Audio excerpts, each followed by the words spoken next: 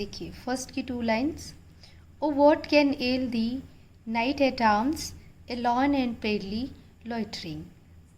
पेली होता है बहुत पीला सा, जो पीलापन होता है फेस पे, और लॉइटरिंग मतलब वॉन्डरिंग एमलेसली, यानी कि किसी बिना किसी एम के इधर उधर घूमना। एल मीन्स बीमार। दी देखिए मैं पहले भी बता चुकी हूँ पहले की भी पोइम्स में कि ये जो पोइट्री की लैंग्वेज है जो पुरानी इंग्लिश में यूज़ किया जाता था इन इस तरीके के वर्ड्स को। तो दी मीन्स होता है तुम या तू। ओके, तो तुम। नाइट मीन शूरवीर। आर्म्स मतलब जो मतलब सुसज्जित होते हैं ना, जो शूरवीर होते हैं वो पूरा अपना वेल मेंटेन ड्रेस मेंटेन होते हैं जो। तो वो पूछ रहे हैं कि ओ व्हाट कैन एल, यानी कि कह रहे हैं कि ओ शूरवीर ये तुम कैसे बीमार से दिख रहे हो, और तुम्हें क्या हुआ है, और तुम क्यों अलॉन अकेले और इस तरीके से बीमार से तुम्हारा चेहरा पीला सा पड़ा हुआ है, तुम क्यों इधर उधर बिना किसी एम के यहाँ कहाँ घूम रहे हो।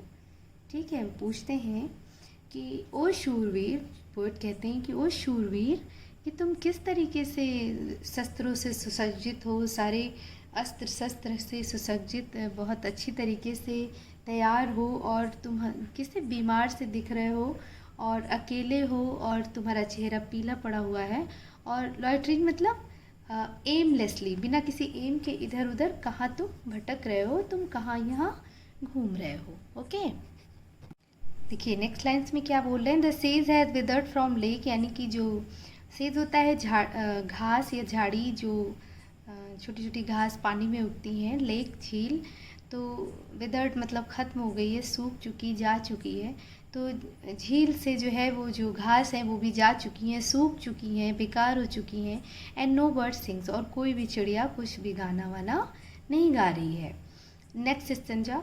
ओ what can ail thee knight at arms so haggard and woebegone. We बिगॉन होता है कि मतलब बहुत दुख, चिंता से बेहाल परेशान। हैगर्ड ऑल्सो बहुत टायर्ड, बहुत चिंतित दिख रहा हो, बहुत टायर्ड दिख रहा हो, बहुत हताश दिख रहा हो। तो कह रहे हैं कि अरे ओ शूरवीर तुम ये कैसे बीमार से और बहुत चिंतित परेशान दिख रहे हो, तुम्हें क्या पीड़ा है, कौन सा दुख है जो तुम्हें परेशान कर रहा है। बिल्कुल दुख में, तुम किस दुख में, वो मीन्स होता है दुख, वे गॉन मतलब किस दुख में तुम डूबे हुए हो। The squirrel's granary is full. तो स्क्वेरल मतलब गिलहरी, ग्रैंडरी मतलब उसका जो गोडाउन होता है, जो अनाज से मतलब फुल कर लिया है। ग्रैंडरी उसका जो अनाज का गोडाउन है, गोदान कह सकते हैं, गोडाउन होता है गोदान, वो बिल्कुल भरा हुआ है। एंड द हार्वेस्ट डन, और फसल, हार्वेस्ट फसल, डन मतलब जो फसलें हैं वो भी अच्छे से तैयार हो गई हैं, सब कुछ अच्छे से जा रहा है। लेकिन तुम क्यों बीमार से और बहुत दुखी और चिंतित परेशान दिखाई देते हो, क्या परेशानी है। आई सी अ लिली ऑन दाई ब्रो। दाई मतलब तुम्हारी, देखिए वही लैंग्वेज पुरानी, दाई है यानी कि तुम्हारी। तो मैं ब्रो मतलब तुम्हारे माथे पर, आई सी मैं देखता हूँ, लिली तुम्हारे माथे, तो इसका मतलब ये हुआ, लिली जो होता है कुमुदनी का फूल होता है वाइट कलर का, तो वो कह रहा है कि मतलब तुम्हारा जो माथा दिख रहा है बिल्कुल वाइट सा, कुमुदनी के फूल की तरह वाइट सा दिख रहा है। ऐसा लग रहा है ब्लड नाम की कोई चीज़ है ही नहीं, एकदम वाइट सा तुम्हारा माथा दिख रहा है। With anguish moist and fever dew, यानी कि उस पर कुछ फीवरिश सा, फीवर की जो है सिम्टम्स दिख रहे हैं, नमी दिख रही है। और एंग्वियस मतलब बहुत ज़्यादा गौनी, बहुत परेशान सा एकदम सा दिख रहा है तुम्हारा माथा। मुझे लग रहा है कि फीवर की वजह से उसमें कुछ नमी है। तो ऐसा क्यों है, जो मेंटल सफरिंग क्या है, मेंटल जो परेशानी है, एंग्वियस होता है मतलब कोई मेंटल परेशानी। ओके, तो कुछ मेंटल परेशानी की वजह से मुझे फीवरिश सा लग रहा है, उस पर कुछ नमी सी दिख रही है, ड्यू स्वेटिंग सी हो रही है, या ड्यू मतलब ओस की बूंद। तो यहाँ सेंस ये है कि फीवर की वजह से जो हो रहा है, नमी दिख रही है मत्थे पर, उस वाले वाटर की या नमी की बात कर रहे हैं। ठीक है। And on thy cheek a fading rose, और देखिए पोइट जो है उसकी चीक को, शरीर के चीक को, गालों को एक फेडिंग रोज़ से कंपेयर कर रहा है कि तुम्हारे जो गाल हैं वो बिल्कुल फेडअप हो चुके हैं, जैसे कि कोई गुलाब बिल्कुल सूखा हुआ हो, बिल्कुल बेकार सा हो गया हो। फास्ट विद अ टू मतलब एकदम से बेकार सा हो गया है, जिसमें कोई रौनक नहीं है, ख़राब सा टूट के गिर गया हो। तो तुम्हारे गाल भी इस तरीके से फेड अप से हो गए हैं। और क्या परेशानी है, वो पूछ रहा है क्या परेशानी है जो इस तरीके से तुम्हारे साथ हो रहा है या तुम ऐसे दिख रहे हो। तो देखिए वो क्या रिप्लाई करता है शूरवीर। I met a lady in the meads होता है मिडोज, चारागाह, ठीक है, जहाँ घास का मैदान, बहुत अच्छी जगह, खूबसूरत सी। I met a lady in the meads, मैं एक लेडी से मिला खूबसूरत से मैदान में। Full beautiful a faery child, वो इतनी खूबसूरत थी कि बिल्कुल परी की बच्ची दिखती थी। हर हेयर वॉज लॉन्ग, उसके जो बाल थे वो बहुत लंबे थे। हर फुट वॉज लाइट, और उसके जो पैर थे वो बहुत लाइट थे। तो पैर लाइट से मतलब ये कि वो बहुत अच्छा चल रही थी, ग्रेसफुली, बहुत मंद मंद, बहुत अच्छी सी उसकी चाल थी। And her eyes were wild, और उसकी जो आँखें थी वो बिल्कुल बहुत ही ज़्यादा उनमें अट्रैक्शन था, बहुत ज़्यादा वो मंत्र मुग्ध करने वाली उसकी आँखें थी, बहुत खूबसूरत उसकी आँखें थी। I made a garland for her head and bracelet too and fragrant zone. उसने कहा, पोइट ने, कि मैंने उसके लिए गार्लैंड मतलब माला बनाई उसके सर के लिए, उसके सर के लिए मैंने खूबसूरत सी फूलों की माला बनाई। एंड ब्रेसलेट टू, और उसके लिए ब्रेसलेट, कंगन भी बनाए, उसके हाथों के लिए कंगन बनाए। एंड फ्रेगनेंट जोन कहते हैं जो वेस्ट में पहनते हैं, कमर में पहनते हैं, करधनी टाइप में, तो उसको बोलते हैं। मैंने फूलों की एक करधनी भी बनाई उसको पहनने के लिए। She looked at me as she did love, और उसने मुझे ऐसे देखा, शी डिड लव, कि वो मुझे प्यार करती थी। एंड मेड स्वीट मॉन, और मॉन मतलब आही भरना, और वो उसने बहुत मीठी सी, बहुत अच्छी सी आह भरी, और मेरी तरफ इस तरह आह भर के इस तरह देखा जैसे कि वो मुझसे प्यार करती थी। I set her on my pacing steed मतलब घोड़ा, पेसिंग मतलब जो स्लोली चलने वाला, स्लोली गति से चलने वाला। तो मैंने उसको अपने घोड़े पर बिठाया। आई सेट हर, मैंने उसको अपने घोड़े पर बिठाया। And nothing else so all day long, यानी कि नथिंग एल्स, कुछ भी, नथिंग मीन्स कुछ भी, उसके अलावा, एल्स उसके कुछ भी अलावा नहीं किया मैंने, सिर्फ उसको पूरा दिन देखता रहा। उस लेडी को मैंने अपने घोड़े पर बैठाया और पूरा दिन सिवाय उसको देखने के और मैंने कुछ भी नहीं किया। For side long would she bent, यानी कि वो एक तरफ झुकी हुई थी। साइड लॉन्ग एक तरफ, वो जुबेंड मतलब झुकना, वो एक तरफ झुकी हुई थी। And Singh a Pheri song, और उसने एक परी का सॉन्ग या परियों का गीत गाया। वो घोड़े पर एक साइड झुकी हुई थी और झुक करके उसने एक परियों का सॉन्ग गाया।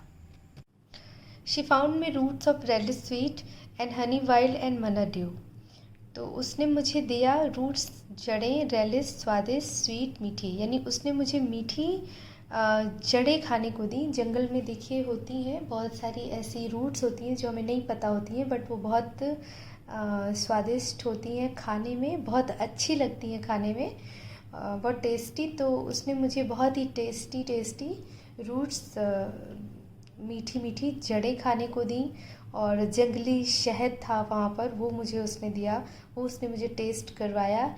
एंड मना ड्यू, तो जो मना ड्यू होता है उसको, इस मना ड्यू का जिक्र बाइबल में दिया हुआ है कि ये देवताओं द्वारा दिया गया एक ड्रिंक था, एक पेय पदार्थ था जो कि होली ड्रिंक माना जाता है। तो मना ड्यू वही है, तो उसने मुझे वो पेय पदार्थ भी दिया। And sure in language strange she said, और निश्चित रूप से ही जो उसकी लैंग्वेज थी वो बहुत अजीब सी थी, स्ट्रेंज थी, लेकिन उसने उसी स्ट्रेंज लैंग्वेज में मुझसे कहा, शी सेड, उसने कहा, आई लव दी ट्रू, दी मतलब वही तुमसे, तो मैं तुमसे सच्चा प्रेम करती हूँ। उसने क्या कहा कि मैं तुमसे सच्चा प्रेम करती हूँ। Next, she took me her elfin grot and there she wept and sighed full sore. देखिए उसके बाद टुक मतलब लेना, तो वो मुझे ले गई, सेकेंड फॉर्म है टेक टुक, टेक का सेकेंड फॉर्म टुक, तो ले गई थी, वो मुझे ले गई। एल्फिन ग्रॉट होता है गुफा। एल्फिन देखिए जो फेरीज़ की स्टोरीज़ होती हैं, फेरीज़ की जो कहानियाँ पढ़ते हैं उसमें इस वर्ड का ज़िक्र होता है। तो एल्फिन आपको उन कहानियों में, उन स्टोरीज़ में इनका ज़िक्र मिलेगा। तो वो मुझे गुफ़ा में ले गई, एल्फिन ग्रोट गुफ़ा में ले गई। एंड देयर शी वेप्ट, और वहाँ पर वेप्ट रोई, वहाँ पर वो बहुत रोई। एंड साइड साइड मतलब होता आह भरना, बहुत दुख के साथ गहरी लंबी लंबी सांसें लेना। तो वहाँ पर वो बहुत रोई और उसने बहुत दुख के साथ बहुत आहें भरी, बहुत लंबी लंबी सांसें ली और बहुत ज़्यादा दुख व्यक्त किया। कहने का मतलब ये कि बहुत ज़्यादा अपने आप को दुखी दिखाया। And there I shut her wild wild eyes with 4 kisses 4। तो फिर मैं, सट मीन्स होता है बंद करना, और मैंने उसकी आइज़ पे 4 टाइम किस किया और उसकी आइज़ को बंद कर दिया। And there she lulled me asleep and there I dreamed woe betide, यानी कि कहने का मतलब, और उसने मुझे, लर्ड होता है लोरी गा करके, मुझे अस्लीप सुला दिया, मैं सो गया। एंड देयर, और वहाँ मैंने एक ख्वाब देखा, मतलब एक ख्वाब आया जो देखा मैंने, अरे वो बिटाइड, मतलब वो एक कितना शोकफुल, कितना कह सकते हैं डरावना सा था, शोक से भर गया, दुख से भर गया मैं। द लेटेस्ट ड्रीम, कह रहे हैं कि the latest dream I ever dream, मतलब ये जो ख्वाब था जो मैंने देखा अभी, जब उसने मुझे सुला दिया उसके बाद, जब मैंने ये अभी लेटेस्ट ड्रीम जो देखा, अपना ख्वाब जो देखा, आई एवर ड्रीम, तो उसके बाद क्या, मैं सो नहीं पाया। वो उस ख्वाब के बाद फिर वो सो नहीं पाया जो उसने अभी देखा था फॉरेन ड्रीम। तो क्या था, on the cold hill side. तो क्या देखा कि उसने देखा कि जो ये ड्रीम उसने देखा उसके बाद वो सो नहीं पाया। On the cold hill side, cold मतलब ठंडी पहाड़ियों के किनारे, मतलब ठंडी पहाड़ी के किनारे पर। ओके।